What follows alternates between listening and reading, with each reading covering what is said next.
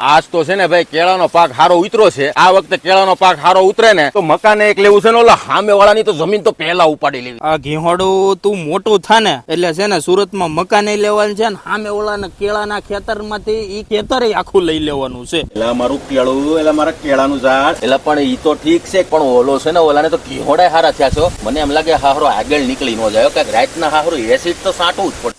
તે કેળાની ખેતી ભલે કરી પણ જો એકેય પાંદડું મારી ના ઉડીને આવ્યું ને એટલે આખું ખેતર રાતે ઉડાડી નાખી. ઉડાડીને તો બતાય પાંદડાની આખી કેળું આવશે. કેળે કેળે મારી તને હું કેળે કેળે ઉડાડીને તો બતાય ખબર પડે તને. હાલે હાંજે ખબર પડે તને કોણ શું એ.